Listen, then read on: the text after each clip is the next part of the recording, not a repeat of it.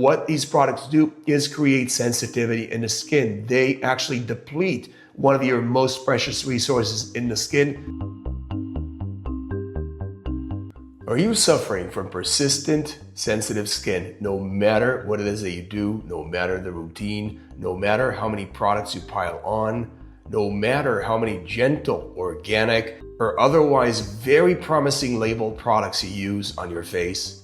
If you're nodding yes, you're not alone. There's literally a pandemic of sensitive skin that's been growing and reaching tsunami levels over the past few decades, and the reason might shock you. I'm Dr. Yuval Bibi. I'm a board-certified dermatologist, and my mission in life is to help you perfect your skincare so that your skincare works for you rather than you working for your skincare. In this video, I'll cover 5 catastrophic skincare mistakes everybody makes and give you the cheat sheet or the life hacks to avoid those mistakes and get your skin back on track. As per usual, I'll be giving out product recommendations and I'll be providing the links in the description.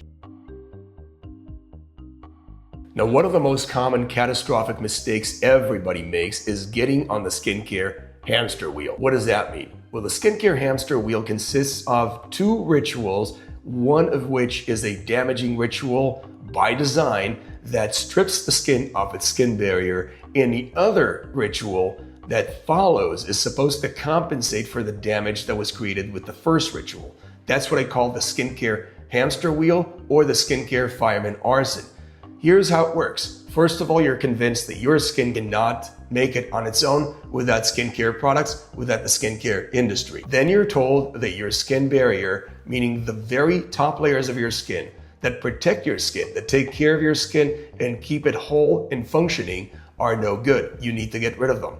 Those may be vilified in promotional material as the dirt, the oils, the dead skin cells, the bacteria, and so on and so forth. You'll be pushed and manipulated to believing that the superficial layers of your skin are something you must get rid of to maintain the health of your skin. And then you'll be reaching for the products that do it. The products that do it normally are detergents, meaning anything that's chemically applied to the skin to cleanse the skin, or to strip off all these ingredients, or to freshen up the skin, or give the skin a wake-up call. So we're talking about soaps, we're talking about cleansers, shower gels, body washes, anything and everything that's liquid or solid that's applied to the skin, lathers and washes off with your precious skin barrier with it, is a chemical abrasive. Then you have the physical abrasives, which you're very well familiar with. Some of those products are the scrubs, the loofahs, the washcloths, the exfoliating gloves, the sponges. These products heavy-handedly abrade or strip off your upper layers of the skin or the skin barrier, making your skin functionally more sensitive because its upper layers, the protective layers that are there by design, are no longer there or are severely compromised after using these products. One big secret hiding in plain sight is that most people can create their own skin damage by the very motion that they do with their hands when they shower or they wash their face. This motion is the circular motion that people make when they use their hands on your skin to rub vigorously, trying to strip away the dead skin cells or other elements that they deem undesirable, where in fact this very motion is physically abrasive to the skin and is heavily damaging, especially if you have sensitive skin and you don't have much skin barrier reserves left to work with. Then the second arm of the hamster wheel or the fireman arson are the moisturizers. Those are leave-on products that are designed to protect the skin or nourish the skin or moisturize the skin. Those are the lotions, the creams, the serums, the balms, the ointment. Those are leave-on products that you are ordered to apply to your skin automatically, categorically, and all over the skin from head to toe, just like you're taught to use cleansers from head to toe, as if it's some sort of a necessity. This equation of the wax off, wax on hamster wheel creates that dependency on skincare products that most people in the Western world have. Now, contrary to common belief, none of these practices or products have any categorical or automatic value. You really need to watch what it is that you cleanse, and obviously mind that your skin barrier is the best protection that your skin can ever create and ever have. So treat it as a precious commodity. Do not cleanse from head to toe.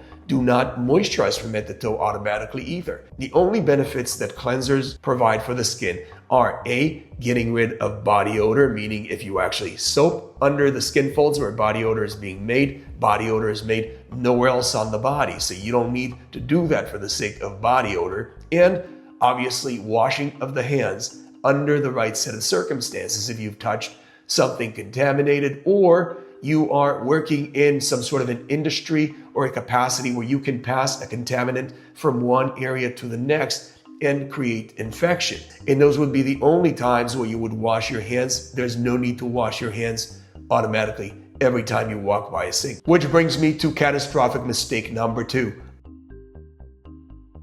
Overuse of detergents from head to toe. As I mentioned earlier, the detergent category includes cleansers, soaps, shower gels, body washes. Also, shampoos are a big category of detergents that are used automatically by pretty much everyone. Now, all of those detergents have one thing in common. They chemically strip the elements of the skin barrier off the skin. They strip off the oils, they strip off dead and living skin cells, they strip off some elements of the microbiome and other elements as well. What these products do is create sensitivity in the skin. They actually deplete one of your most precious resources in the skin, which is the skin barrier that helps keep your skin intact, whole, and working. So the use of those products categorically is by default creating sensitive skin, dryness, sensitivity, meaning the skin is more likely to get irritated and you're more likely to develop all sorts of skin conditions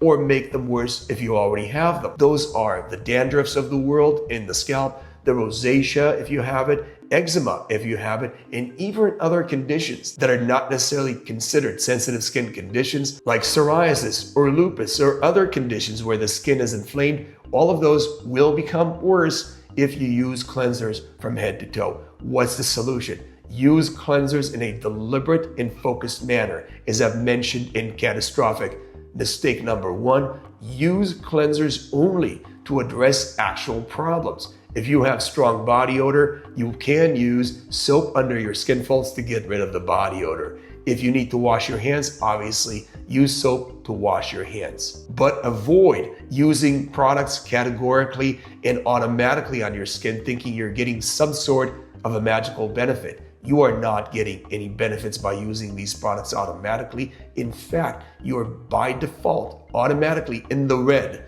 by using any detergent on your skin, even if it's for a good reason. You do end up giving up parts of your skin barrier, and then you do need to compensate for the damage that you inflicted on the skin. Catastrophic mistake number 3, treating your skin like it's a utensil or a dish rather than a sophisticated living tissue. Now, the skin is one of the greatest miracles known to man. In fact, the human body is the greatest miracle and the greatest technological achievement known to man. It's sophisticated beyond our wildest imagination. The skin as part of the human body is no different. It is a highly sophisticated, self-sufficient organ that creates a mind-blowing number of molecules and active components and is working in symphony, incorporating trillions of cells in microbial life to work together to bring it all together for you, protecting your body and providing a whole host of functions to work for you. Now, the skincare industry will have you convinced that your skin is merely a vessel or a pot or a pan for you to cleanse. And I'm sure you all know the recommendations coming from the skincare industry. You must cleanse your skin. Well, what exactly are you cleansing? They're telling you you're cleansing dirt, as if your skin barrier is something to be gotten rid of. Now, that may apply to an inanimate object like a pot or a pan that's been used or a utensil that's been eaten with. Those are inanimate objects. They're not working living tissues. And those objects do need to be scrubbed away and restored to their original state so they can be reused. The skin is nothing like these elements. The skin is actually a living organ that creates its own working environment, doing so by design in a highly complex manner, creating an element of the skin barrier that is irreplaceable and unreplicable in any lab conditions. You cannot make this in any lab or any human facility that you know. And since you cannot replicate the skin barrier, your best move is, first of all, do no harm. Second, protect your skin barrier at all costs. Catastrophic mistake number 4, using water-based moisturizers. Now, water-based moisturizers are a dime a dozen. Everybody seems to be using them. Those are the lotions, the creams, some serums, if you will, and even some balms that pretend to be balms. Balms are supposed to be oil-based, are actually water-based products. You can find out easily what your product is made of if you turn the package around and look at the ingredient list. If the first ingredient is water, you're on to pay dirt here and you have a water-based product.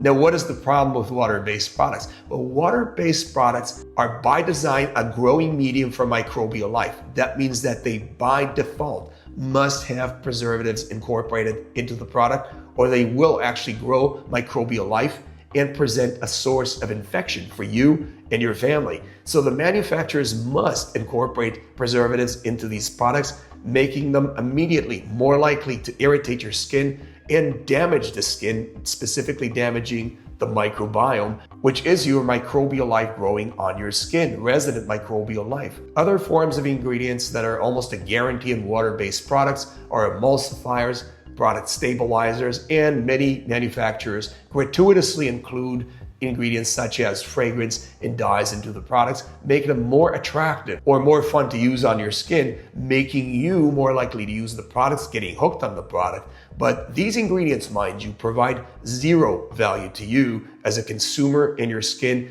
in your quest to protect your skin barrier. That is what a moisturizer is supposed to do. So when you apply a water-based product, surely enough, the water will quickly evaporate off the skin, and then you'll end up with all these inactive ingredients on your skin that could potentially irritate your skin while providing zero value to you as the consumer. So mind you that the best moisturizers to use are the oil-based moisturizers as a category. Second, you do want to mind the number of ingredients in your products. The number of ingredients in your products are ideally 3 ingredients or less, and it's best to aim for products that have solely pure active ingredients in the product, no fillers, no nonsense. That's why I created Butter Oasis Moisturizing Balm. This product is made with 3 organic vegan ingredients: shea butter, cocoa butter, and argan oil. This is not a 20-odd ingredients with those 3 thrown in. This is just those 3 ingredients that are mixed together in a proprietary way to make this product a pleasure to use on your skin,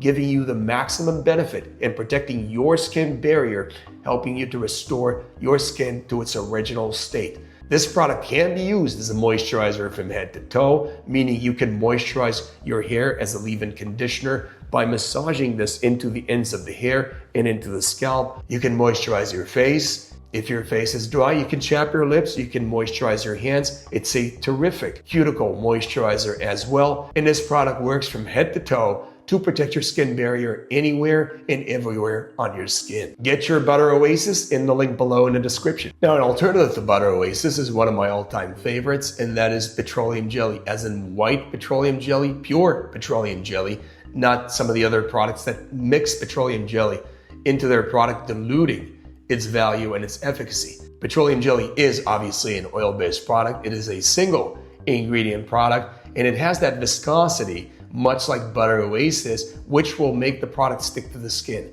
The trick to using oil-based products that are thick by design, because this is what you want, not a product that'll erode in a short while, leaving you chasing your own tail to moisturize. What you want is a thick product. The trick to using these thick products is to apply a minuscule amount, about this much, a drop size, over an entire area, suppose the forearm or the face, and massage it out until you no longer see any residue. You may see a slight shine on the skin as you're restoring the protection over the skin barrier. And that is the way to apply an oil-based product to your skin without the residue, without the goopiness. Catastrophic mistake number 5, exfoliating or cleansing before and after shaving. Now, shaving is a very common practice. Literally every living adult shaves at some point, men and women shaving different areas. The problem with the shaving ritual in modern times is that skincare companies, through influencers and skincare professionals, have convinced people that they must cleanse their skin to sensitize it further before they shave and after they shave. What that creates is an avalanche of nonsensical practices where people strip the skin barrier before they shave and after they shave. Now, shaving by itself is an abrasive practice. I mean, look at the mechanics of shaving. You're applying a shaving foam or shaving cream, and then you are dragging a razor across the skin. Dragging the razor across the skin and washing off the product after you are done shaving is essentially stripping the very upper layers of the skin barrier off the skin. Now, suppose you start off with cleansing and exfoliating to boot before you shave. What do you end up with? You end up with far more sensitive skin just going into the shaving, and then after you're done shaving with your skin already triply sensitized, you're advised by many skincare influencers and companies to follow and strip more of the skin barrier by cleansing more and exfoliating more. This is utterly nonsense and sets your skin up to fail in ways that are very difficult to recover from. My best advice is, first of all, do not add any more abrasion onto your shaving habits. Use very gentle care on your skin before you shave, meaning maybe rinse the skin with lukewarm or cool water to soften it up before you shave. Use a shaving foam or shaving gel before you drag the razor across the skin. Then use a sharp razor, meaning you need to use a sharp instrument that will not drag or create unnecessary friction over the skin. It needs to glide smoothly over the skin and give you the best experience with the least friction possible to protect your skin in the best possible way. When you're done shaving, do not drag a washcloth or a towel to get rid of the excess product. You can either rinse it off the face very gently, or you can pat it dry with a towel. Never drag the towel on your face, and then moisturize the skin right after. Butter Oasis, for example, or petroleum jelly are both excellent aftershave moisturizers. Make sure to compensate for the damage that you've created by shaving, by dragging all these elements on the skin, the abrasive and the chemical elements, and restore your skin barrier in the quickest way possible. Let me know in the comments section about your skincare journey and your own discoveries in the course of this video about your own catastrophic skincare mistakes. Also, be sure to like and subscribe for no BS skincare advice. See you next time. God bless.